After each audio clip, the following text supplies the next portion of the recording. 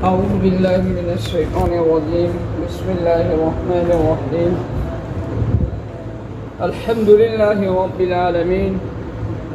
ترجمہ: تمام تعریف اللہ کے لیے جو تمام جہاں کا پالنہار ہے، الرحمن الرحیم جو بڑا مہربان نہایت رحم کرنے والا ہے، مالک یوم الدین جو بدلے کے دن کا مالک ہے، ایاک نعبد و ایاک نستعین ہم تجھ ہی سے مدد طلب، ہم تیری ہی عبادت کرتے ہیں اور تجھ ہی سے مدد طلب کرتے ہیں۔ یہاں تک سبق ہو چکا ہے۔ کل جو ہے عبادت کے معنی اور عبادت کی تفصیل بیان کی گئی، اس میں یہ بات چھوٹ گئی تھی کہ بھئی عبادت کے 3 درجے ہیں۔ عبادت کے 3 درجے ہیں۔ پہلا درجہ یہ ہے کہ آدمی عبادت اس لیے کرتا ہے ثواب کی امید میں اور عذاب کے خوف سے۔ ثواب کی امید میں اور عذاب کے خوف سے آدمی عبادت کرتا ہے۔ دوسرا عبادت کا درجہ یہ ہے کہ آدمی عبادت اس لیے کرتا ہے کہ اسے کچھ بزرگی حاصل ہو جائے، اسے کچھ بزرگی حاصل ہو جائے۔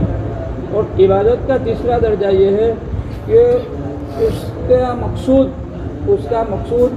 صرف اور صرف معبود ہوتا ہے اور کوئی مقصد اس کا نہیں ہوتا۔ درجات کے اعتبار سے تیسرا درجہ جو ہے سب سے بڑا ہوا ہے۔ درجات کے اعتبار سے تیسرا درجہ جو ہے سب سے بڑا ہوا ہے۔ اور پہلا درجہ بھی جو ہے قرآن کریم کے اندر بار بار اس کو پہلے درجے کو بھی بیان کیا گیا ہے۔ ہر درجہ مقصود ہے، مطلوب ہے، لیکن سب سے پہلا درجہ کون سا ہے کہ آدمی دنیا ما فیہا سے بے خبر ہو جائے، دنیا ما فیہا سے بے خبر ہو جائے اور صرف اللہ تبارک و تعالیٰ کے اندر گم ہو جائے۔ کیا ہو جائے؟ گم ہو جائے۔ یہ تیسرا درجہ ہے۔ اب آگے کیا ہے؟ اہدنا الصراط المستقیم، اللہ ہمیں سیدھے راستے کی ہدایت عطا فرما۔ ایک ترجمہ یہ کرتے ہیں۔ دوسرا ترجمہ کرتے ہیں ہمیں سیدھا راستہ دکھا۔ 2 ترجمے اس کے، اور بھی بہت سارے ترجمے کیے جاتے ہیں، لیکن یہ 2 ترجمے خاص طور کے اوپر کیے جاتے ہیں۔ اے اللہ ہمیں سیدھے راستے کی ہدایت عطا فرما۔ دوسرا ترجمہ ہے ہمیں سیدھا راستہ دکھا۔ اچھا، اب اس کے اندر جو ہے لفظ ہدایت کیا ہے؟ لفظ ہدایت، تو ہدایت کے بہت سارے معنی مفہوم بیان کیے جاتے ہیں، لیکن سب سے بہترین معنی جو ہے امام راغب اصفہانی رحمۃ اللہ علیہ نے اپنی تفسیر کی کتاب مفردات القرآن میں بیان کی ہے، جس کا خلاصہ یہ ہے کہ ہدایت کا معنی ہے کسی شخص کو منزل مقصود کی طرف مہربانی کے ساتھ رہنمائی کرنا۔ کیا معنی بیان کیا؟ اس کو اپنے ذہن میں بٹھا لو، بار بار ہدایت کا لفظ آئے گا، بار بار ہدایت کا لفظ آئے گا تو یہ معنی ہمارے دھیان میں ہدایت کا بیٹھ جانا چاہیے کہ کسی شخص کو منزل مقصود کی طرف، یعنی جس چیز کو وہ چاہ رہا ہے، منزل مقصود کی طرف مہربانی کے ساتھ رہنمائی کرنا۔ یہ ہدایت کا کیا ہے؟ معنی۔ ہدایت کا کیا ہے؟ معنی۔ اب اللہ تبارک و تعالیٰ جو ہے بندے کو ہدایت کرتے ہیں، بندے کو راستہ دکھاتے ہیں، اس کے بہت سارے درجات بیان کیے جاتے ہیں، لیکن جو ہے ہم خاص اہم درجات آپ کے سامنے بیان کر دیتے ہیں۔ پہلا درجہ جو اللہ تبارک و تعالیٰ کا ہدایت کرنے کا ہے، پہلا طریقہ جو اللہ تبارک و تعالیٰ کی ہدایت کرنے کا ہے وہ بہت عام ہے۔ اللہ تبارک و تعالیٰ تمام مخلوقات کو راستہ بتلاتا ہے۔ اس کے اندر جمادات بھی آ گئے، نباتات بھی آ گئے اور حیوانات بھی آ گئے۔ جمادات کس کو کہتے ہیں؟ جمادات کہتے ہیں پھل پھول اور درختوں کو، جتنے بھی جمادات، جتنے بھی ہم جو ہے یہ نیلی چیز ہے، گھاس جو ہے وہ تمام کے تمام چیزیں جمادات کے اندر آ گئے۔ دوسرا ہے نباتات۔ نباتات کس کو کہتے ہیں؟ بھائی نباتات ہماری زبان کے اندر جتنی بھی غیر ذویل عقول چیزیں ہیں، مطلب نرجیو چیز بولتے ہیں گجراتی کے اندر، کیا بولتے ہیں؟ نرجیو چیز، جس کے اندر جان نہیں ہے، جس کے اندر جان نہیں ہے، ان تمام کے تمام چیزیں، وہ تمام کے تمام چیزیں نباتات کے اندر آ گئی۔ پتھر، سونا، چاندی، تانبا، لوہا، یہ تمام کی تمام چیزیں کس میں آ جائے گی؟ نباتات میں آ جائے گی. اور حیوانات کے اندر وہ ساری کے ساری چیزیں آ گئی جس کے اندر جان ہے، جس کے اندر جان ہے. یہ تینوں چیزوں تو اللہ تبارک و تعالیٰ کی ایک ہدایت عام ہے کہ اللہ تبارک و تعالیٰ کا ہدایت جو ہے، ہدایت کرنے کا طریقہ عام یہ اس طریقے سے ہے کہ اللہ تبارک و تعالیٰ ان تینوں چیزوں کو، حیوانات کو، جمادات کو، نباتات کو، ان تینوں چیزوں کو اللہ تبارک و تعالیٰ راستہ دکھاتا ہے. کیا کرتا ہے؟ راستہ دکھاتا ہے.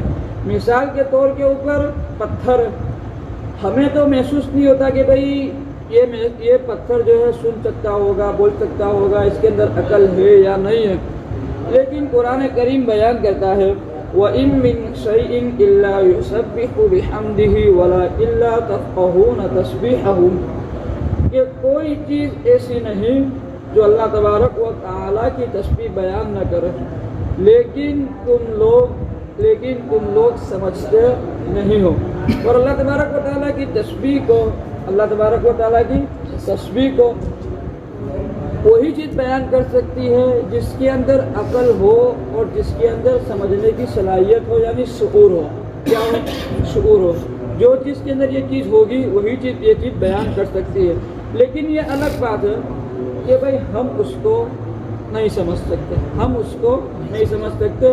یہ اصول جو ہے قرآن کریم نے 1400 سال پہلے بیان کیا، لیکن آج اگر ہم سائنس کی دنیا کے اندر جائے اور اس چیز کو جو ہے تجربہ کیا گیا تو یہ بات پتہ چلی کہ بھئی پتھر بھی بولتے ہیں، پتھر بھی روتے ہیں اور پتھر بھی بیان کرتے ہیں. ان کے اندر بھی کیا ہے؟ عقل، سمجھنے کی صلاحیت ہے، لیکن بہت ہی کم درجے کے اندر ہے. کیا ہے؟ بہت ہی کم درجے کے اندر ہے. تو اللہ تبارک و تعالیٰ نے ان کو جتنا راستہ بتا دیا، جو چیز کرنے کا حکم دے دیا، وہ بخوبی اپنے کام کے اندر یہ چیز بھی کیا ہے؟ لگی ہوئی ہے. تمام کے تمام، جیسے میں نے کل جھاڑ کی مثال دی، درخت کی کیا دی؟ مثال دی. زمین سے پانی اپنے اندر ضبط کرنا، یہ ساری کے ساری چیزیں اللہ تبارک و تعالیٰ کے دکھائے ہوئے طریقے کے مطابق ہوتی ہے. اللہ تبارک و تعالیٰ کے طریقے کے دکھائے ہوئے طریقے کے مطابق ہوتی ہے. اچھا، اب دوسرا ہے کہ بھئی اللہ تبارک و تعالیٰ کی ہدایت کرنا عام ہے. اس کے اندر مومن، کافر تمام کے تمام آ جاتے ہیں، تمام کے تمام آ جاتے ہیں. دوسرا درجہ جو ہے اللہ تبارک و تعالیٰ کے ہدایت کرنے کا وہ خاص ہے. وہ کیا ہے؟ خاص ہے کہ بھئی اللہ تبارک و تعالیٰ انبیاء کو اور آسمانی کتابوں کو نازل کرتا ہے، انبیاء کو بھیجتا ہے، اور یہ جو ہدایت کرتے ہیں، ان کے ذریعے سے جو ہدایت پہنچتی ہے، یہ صرف انہی لوگوں کو پہنچتی ہے جن کے اندر عقل ہے، جن کے اندر عقل ہے. اور عقل والی چیز دو ہے. عقل مطلب جس کو ہم ذوی العقول اور عقل والا سمجھتے ہیں، وہ دو ہے. ایک ہے انسان اور ایک ہے جنات. ایک ہے انسان اور ایک ہے جنات. تو انبیاء علیہ الصلوۃ والسلام کی تعلیم اور انبیاء علیہ الصلوۃ والسلام جو مبعوث کیے جاتے ہیں اور ان کی طرف سے جو راستہ بتایا جاتا ہے، وہ ان دو چیزوں کو راستہ بتایا جاتا ہے. اور اللہ تبارک و تعالیٰ کے ہدایت کرنے کا تیسرا طریقہ جو ہے وہ یہ ہے، وہ صرف مومنین کے ساتھ خاص ہے. تو کس کے ساتھ خاص ہے؟ دوسرا درجہ، پہلا درجہ تمام کے ساتھ تھا. پہلا درجہ جو ہے تمام مخلوقات کے ساتھ تھا. دوسرا درجہ جو ہے مومن، جس کے اندر عقل ہے تمام کے ساتھ تھا. وہ جس کے اندر عقل ہے تمام کے ساتھ تھا. اب تیسرا درجہ جو ہے وہ تیسرا درجہ صرف اور صرف مومنین کے ساتھ خاص ہے. کس کے ساتھ خاص ہے؟ مومنین کے ساتھ خاص ہے کہ بھائی اللہ تبارک و تعالیٰ مومنین کو ہدایت دیتے ہیں صحیح کام کرنے کی. صحیح کام کرنے کی اللہ تبارک و تعالیٰ کیا دیتے ہیں؟ ہدایت دیتے ہیں. اسی کو ہم اپنی زبان کے اندر توفیق بولتے ہیں کہ بھئی نماز پڑھنے کی کیا مل گئی؟ توفیق مل گئی. تو اللہ تبارک و تعالیٰ اس کے لیے ایسے اسباب پیدا فرما دیتے ہیں کہ جس سے اس کے لیے نیکی کے اوپر چلنا، قرآن کریم کے اوپر عمل کرنا، حدیث کے اوپر عمل کرنا اور صراط مستقیم کے اوپر چلنا آسان ہو جاتا ہے اور اس کو توفیق مل جاتی ہے. تو اس توفیق کا نام بھی کیا ہے؟ ہدایت. اور یہ کس کے ساتھ خاص ہے؟ مومنین کے ساتھ. کس کے ساتھ خاص ہے؟ مومنین کے ساتھ خاص ہے. اچھا، اب اس کے اندر جو ہے ہم کو یہ بات سیکھنے کی ملی کہ بھائی اللہ تبارک و تعالیٰ ہدایت جو کرتا ہے، تو پہلے نمبر کی ہدایت اور تیسرے نمبر کی ہدایت اس کے اندر کسی کا کوئی دخل نہیں، بلکہ اللہ تبارک و تعالیٰ بلا واسطہ، بغیر کسی واسطے کے اپنی طرف سے اس ہدایت کو جاری کرتا ہے۔ دوسرا طریقہ جو ہے، جو دوسرا درجہ بیان کیا، وہ جو ہے انبیاء علیہ الصلوۃ والسلام کے ذریعے اللہ تبارک و تعالیٰ لوگوں کو بھیجتا ہے۔ اب یہ تین درجے کیا بھائی، یہ تین درجے ہو گئے۔ اب جو ہے اللہ تبارک و تعالیٰ ہمیں سکھا رہا ہے، کیا کر رہا ہے بھائی، سکھا رہا ہے کہ بھائی سیدھا راستہ مانگو، اور جو ہے اوپر سے بیان چلا آ رہا ہے ایاک نعبد و ایاک نستعین، ہم تجھ ہی سے مدد طلب کرتے ہیں۔ کیا طلب کرتے ہیں؟ اور اللہ تبارک و تعالیٰ کے پاس ہر طریقے کی دعا، ہر طریقے کی حاجات مانگی جاتی ہے نا۔ اب ہر طریقے کی حاجات کے اندر سب سے بڑی ضرورت انسان کی جو ہے وہ ہے سیدھے راستے کی ہدایت۔ کیا ہے؟ سیدھے راستے کی ہدایت۔ اور سیدھے راستے کی ہدایت کے اندر تمام چیزیں آ گئی۔ کیا چیزیں آ گئی؟ ایسا نہیں کہ بھائی سیدھے راستے کی ہدایت کے اندر تمام چیزیں آ گئی۔ اس کا مطلب کیا؟ اس کا مطلب یہ ہے کہ بھائی ہم جو ہے جب یہ دعا مانگے کہ سیدھا راستہ بتلا، اب ہم تجارت کر رہے ہیں، کیا کر رہے ہیں؟ تجارت کر رہے ہیں، تو تجارت کے اندر سیدھا راستہ کون سا؟ تجارت کے اندر سیدھا راستہ کون سا؟ زراعت کر رہے ہیں یعنی کھیتی باڑی کر رہے ہیں، تو کھیتی باڑی کے اندر سیدھا راستہ کون سا؟ ہم راستے کے اندر چل رہے ہیں، تو راستے کے اندر کس طریقے سے چلنا، ہم کسی کے ساتھ بات کر رہے ہیں تو بات کرنے کا سیدھا طریقہ، سیدھا راستہ کون سا؟ ان تمام کے تمام چیزوں کے سیدھے راستے کو ہم مانگ رہے ہیں۔ مطلب یہ کہا جائے گا کہ ہم نے اللہ تبارک و تعالیٰ سے دین و دنیا دونوں جہاں کے اندر ہر چیز کے سیدھے راستے کی دعا مانگ لی۔ مفسرین فرماتے ہیں، مفسرین یعنی جنہوں نے قرآن کریم کی تفسیریں بیان کی، جنہوں نے قرآن کریم کی تفسیریں بیان کی، وہ فرماتے ہیں کہ یہ جو آیت ہے اہدنا الصراط المستقیم، اس کے بارے میں فرماتے ہیں کہ بھئی پورے قرآن کا خلاصہ جو ہے، پورے قرآن کا خلاصہ سورہ فاتحہ کے اندر ہے۔ پورے قرآن کا خلاصہ سورہ فاتحہ کے اندر ہے، اور سورہ فاتحہ کا خلاصہ، سورہ فاتحہ کا خلاصہ اس آیت کے اندر ہے۔ کیا بھائی؟ سورہ فاتحہ کا خلاصہ اس آیت کے اندر ہے، اہدنا الصراط المستقیم۔ اب ان سب باتوں کو جب ہم نماز پڑھے یا عام طور کے اوپر جب بھی ہم جو ہے سورہ فاتحہ کی تلاوت کریں تو ان باتوں کو اپنے سامنے رکھنا ہے۔ اب اس کے اندر جو ہے ہم جب دعا مانگے اہدنا الصراط المستقیم، جب ہم یہ مانگے تو اس میں دو چیزوں کو عمل کرنا ضروری ہے۔ پہلا ہے کہ بھائی عزم مصمم ہو، عزم مصمم یعنی پختہ ارادہ ہو۔ کیا ارادہ ہو؟ کہ اگر ہم نے تجارت کرنا شروع کی تو بھائی بہت ساری تجارت کے اندر بہت ساری ایسی رکاوٹیں ہوتی ہے جو ہمیں صحیح طریقے سے چلنے نہیں دیتی، صحیح طریقے سے چلنے نہیں دیتی، بلکہ کبھی جھوٹ بولنے کا بھی موقع دیتی ہے کہ بھائی جھوٹ بولے گا تو ہی فائدہ ہوگا ورنہ نقصان ہوگا۔ کیا ہوگا؟ نقصان ہوگا۔ ایسے بہت سارے مواقع آتے ہیں۔ تو سب سے پہلے جب ہم یہ دعا پڑھ رہے ہو تو ہمارا ارادہ مضبوط ہے، ہمارا ارادہ کہ ہم سیدھے راستے کے اوپر ہی چلیں گے، سیدھے راستے کے اوپر ہی چلیں گے، اور یہ ہمیں دھیان ہو، ہمارا دھیان اس دعا کی طرف ہو۔ اور دوسرا ہے کہ اللہ تبارک و تعالیٰ نے جتنی قدرت ہم کو دی ہے، جتنی قدرت ہم کو دی ہے، جتنا اختیار ہم کو دیا ہے اتنا ہم استعمال کریں۔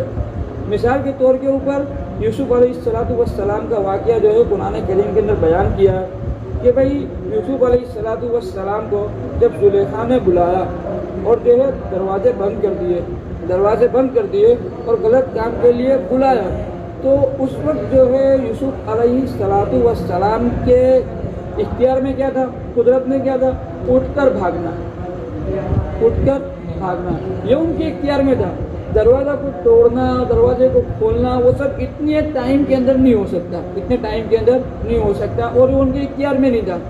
لیکن جب انہوں نے اپنے اختیار کے مطابق عمل کر لیا تو اللہ تبارک و تعالیٰ نے ان کے لیے دروازے کو کیا کر دیا؟ کھول دیا۔ تو دو چیزیں، کیا؟ پہلا ہے عزم مصمم، اور دوسرا ہے جتنا اپنے پاس کرنے کی طاقت ہے، جتنا کرنے کی قدرت اللہ تبارک و تعالیٰ نے ہمیں عطا کی ہے، اتنی قدرت کے اوپر اتنے کام کرنا، اتنا کام کیا ہے بھائی؟ کر گزرنا، اتنا کام کیا ہے؟ کر گزرنا۔ تو اب اگر ہم یہ دو کام کیے بغیر ہم دعا مانگتے ہیں اہدنا الصراط المستقیم کہ ہمیں سیدھے راستے کی ہدایت فرما. تو یہ جو ہے ہمارا مطالبہ جھوٹا ہے. ہمارا مطالبہ کیا ہے؟ جھوٹا ہے، کیونکہ ہمارے دل کے اندر طلب ہی نہیں ہے. ہمارے دل کے اندر اگر طلب ہوگی تو آدمی یہ دو کام کر لے گا. اگر یہ دو کام کیے بغیر ہم دعا مانگ رہے ہو تو ہمارا ارادہ کیا ہے؟ ہمارا جو ہے یہ دعا مانگنا کیا ہے؟ جھوٹا ہے. ہماری جھوٹی طلب ہے. یہ کون سی طلب ہے؟ اور جو ہے یہ ایک قسم کا مذاق ہے. ایک قسم کا کیا ہے؟ مذاق ہے، استہزاء ہے کہ بھائی جس کی طلب نہیں ہے وہ چیز مانگی جا رہی ہے، جس کی طلب نہیں ہے وہ چیز مانگی جا رہی ہے. اب اس کے اندر جو ہے کچھ پیچیدہ باتیں ہیں، بہت پوائنٹ کی باتیں ہیں جو ہے خاص مجلسوں کے اندر ہی بیان کی جاتی ہے. پہلا تو یہ ہے کہ اللہ تبارک و تعالیٰ نے اہدنا کا معنی ہے ہمیں ہدایت عطا فرما. اہدنا کا معنی ہے ہمیں ہدایت عطا فرما. اور دوسرا ہے اہدنی کہ مجھے ہدایت عطا فرما. آدمی جب دعا مانگتا ہے تو اہدنی مجھے ہدایت عطا فرما. لیکن یہ اللہ تبارک و تعالیٰ نے فرمایا اہدنا ہمیں ہدایت عطا فرما، ہمیں ہدایت عطا فرما. اس میں سب سے پہلا تو یہ ہے کہ آدمی جو ہے ایک پوائنٹ تو اس کے اندر یہ ہے کہ اہدنا کے اندر جو آدمی یہ گمان کرے کہ بھئی جس طریقے سے تم نے دعا کے اندر تمام کو شامل کیا اسی طریقے سے تم تمام کو خیر خواہی کے اندر بھی شامل رکھو. تمام کو خیر خواہی کے اندر شامل رکھو کہ بھئی صرف تمہارے زبانی بول نہ ہو، صرف دعا نہیں بلکہ عمل کے ذریعے بھی یہ بات کو کیا کرو؟ ثابت کرو. دوسرا یہ ہے کہ بھئی دنیا کا جو نظام ہے وہ ایک دوسرے سے ملا جلا ہے، ایک دوسرے سے جوائنٹ ہے، کوئی کسی سے الگ نہیں ہے. جب تک ہم اکیلے اگر سیدھے ہو گئے اور اگر دنیا غلط ہے تو بھئی سیدھا چلنے والا کیا ہوگا؟ نقصان میں پڑ جائے گا. اس کو کیا ہے؟ تکلیفیں اٹھانی پڑے گی. تو جب تک تمام کے تمام کو ہدایت نہیں مل جاتی تب تک ہمارا بھی مقصد پورا نہیں ہوگا. ہمارا مقصد بھی کیا نہیں ہوگا؟ پورا نہیں ہوگا. اس لیے جو ہے یہ دعا انبیاء علیہ السلام بھی مانگتے ہیں. کیوں؟ بھئی وہ تو ہدایت کے سرچشمے ہیں، وہ تو ہدایت کے اوپر ہی ہے، پھر بھی وہ دعا مانگ رہے ہیں. کیوں؟ ابھی ہدایت کے بہت سارے درجے ہیں. جو تیسرے نمبر کا درجہ بیان کیا نا، تیسرے نمبر کا درجہ اللہ تبارک و تعالیٰ کی توفیق، تو اس کے اندر جو ہے بہت سارے درجے ہیں. تو انبیاء علیہ السلام جس درجے کے اوپر ہے اس درجے سے اوپر کی دعا مانگتے ہیں. ولی جو ہے جس درجے کے اوپر ہے اس درجے کے اوپر کی دعا مانگ رہا ہے کہ اللہ تعالیٰ اس سے زیادہ توفیق عطا فرما، اور اس کی کوئی حد، نیکی کی کوئی حد نہیں ہے. اچھا، دوسرا فرمایا الصراط. کیا فرمایا؟ الصراط. صراط کا معنی ہے راستہ. عربی کے اندر دوسرا لفظ آتا ہے طریق کا معنی بھی ہوتا ہے راستہ. تو اللہ تبارک و تعالیٰ نے یہاں طریق نہیں بتایا بلکہ کیا فرمایا؟ طریق نہیں فرمایا بلکہ کیا فرمایا؟ صراط فرمایا. کیا فرمایا؟ صراط. تو یہاں اس طرف اشارہ ہے کہ بھئی جو سیدھے راستے کے اوپر دنیا کے اندر سیدھا راستہ کیا ہے؟ قرآن اور حدیث. سیدھا راستہ کیا ہے؟ قرآن اور حدیث. تو جو دنیا کے اندر سیدھے راستے کے اوپر چلا، اللہ کی ذات سے امید ہے کہ کل قیامت کے دن پل صراط کے اوپر بھی وہ آسانی سے گزر جائے گا. لیکن اگر دنیاوی زندگی کے اندر صراط کے اوپر سیدھے راستے کے اوپر نہیں چلا تو آخرت کے اندر بھی بڑی دشواریاں ہوگی اور پل صراط کے اوپر چلنا بڑا مشکل ہوگا. پھر آیا ہے المستقیم. کیا؟ المستقیم. مستقیم کا معنی ہے سیدھا. مستقیم کا معنی کیا ہے؟ سیدھا. اب عربی کے اندر جو ہے سیدھے کے لیے بھی بہت سارے الفاظ ہیں. مثال کے طور کے اوپر سیوا کا معنی بھی سیدھے کے ہے. سیوا کا معنی بھی کیا ہے؟ سیدھے کے ہے. اللہ تبارک و تعالیٰ نے دوسرا کوئی الفاظ استعمال نہیں کیا، وہ دوسرا کوئی لفظ استعمال نہیں کیا بلکہ مستقیم کا لفظ استعمال کیا. اس سے اس بات کی طرف اشارہ ہے کہ قرآن کریم کے جتنے بھی احکام ہیں اور جتنے بھی اخلاق حمیدہ ہیں، जितना भी सीधा रास्ता है उसके ऊपर सिर्फ एक मर्तबा चल जाना काफ़ी नहीं है। भाई जिस तरीके से कुरान करीम ने अहकाम बयान किए उन अहकाम के ऊपर एक मर्तबा अमल कर देना काफ़ी नहीं है, बल्कि इस्तिकामत के साथ उसके अंदर लगे रहना है। उसके अंदर क्या करना है भाई? लगे रहना है। अब जो है दुआ मांगने का तरीका वापस कि भाई जब भी हम ये दुआ मांगे तो नमाज के अंदर हम खास तौर पर दुआ मांगते हैं, तो हमारे नमाज के अंदर ध्यान होना चाहिए। और ख़ास तौर पर जब ये दुआ मांगे तो इस दुआ के साथ अल्लाह ताला हमें सीधा रास्ता हर मामले के अंदर दिखा, इस मामले के अंदर, हर मामले के अंदर दिखा। ठीक है, अल्लाह ताला हमें कहने सुनने से ज़्यादा अमल की तौफीक अता फरमाए। और तर्जुमा इंशाल्लाह सब याद कर रहे हो ना? तर्जुमा हमारे ज़हन में आ जाना चाहिए क्योंकि हम रोज़ाना तर्जुमे को बार-बार बयान कर रहे हैं। अल्लाह ताला कहने सुनने से ज़्यादा अमल की तौफीक अता फरमाए। सुब्हानल्लाहि व बिहम्दिही, सुब्हानकल्लाहुम्मा व बिहम्दिका, व नशहदु अन ला इलाहा इल्ला अंता, नस्तगफिरुका व नतूबु इलैक। सुब्हान रब्बिका रब्बिल इज्जति अम्मा यसिफून, व सलामुन अलल मुरसलीन, वल्हम्दुलिल्लाहि रब्बिल आलमीन।